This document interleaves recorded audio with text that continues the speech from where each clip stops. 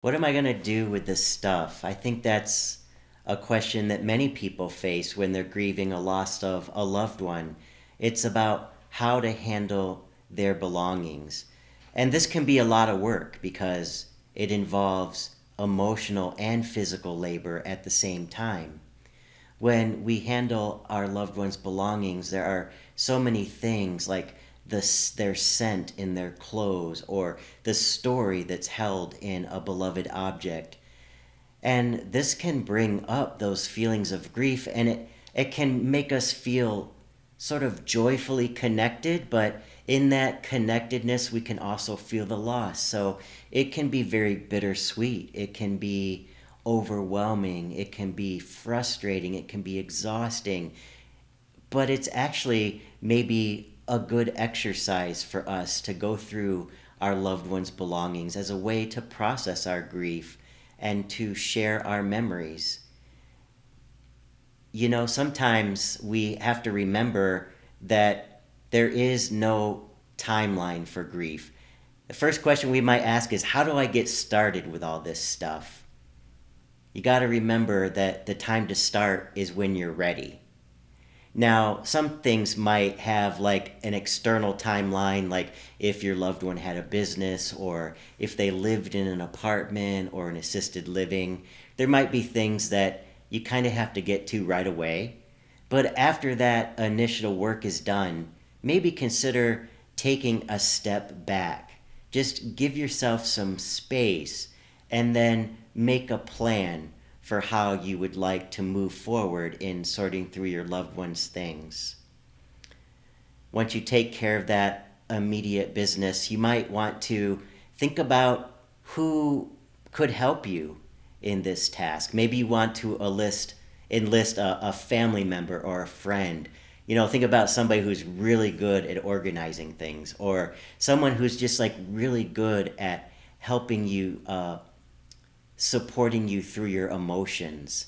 And maybe somebody that helps you make good decisions.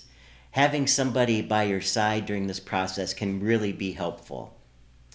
And then after you've chosen the person or the people that can help you out, you know, remember that you don't have to do it all at once. And if you're having a hard time getting started, maybe it's because there's some things that you just can't deal with right away. So take those things and set them aside. It might be hard to get rid of or sort through handwritten letters. It might be a lot easier to throw away a pile of old magazines. So give yourself a break and allow yourself to prioritize what's important. Once you've decided what you're ready to start sorting, there's some practical suggestions that I've received from a grief specialist, Litsa Williams. See, she suggests a 5 pile system. Find 5 places in your home to create 5 piles and label these piles things that you want to keep for yourself, things that you want to keep for others, things that you want to sell, things that you want to donate, and things that you're ready to discard. And I think there's another really important pile that you might want to add to that system, and that's the things that you want to think about later, things that you want to set aside for the time being. Also, keep in mind there's creative ways to keep symbolic things. Like maybe you'd want to create a shadow box of small items that represent your loved one's hobby, or maybe you can make a quilt with swatches of fabric. Maybe you could take pictures of items that might be too big to store, but you want to be able to remember them.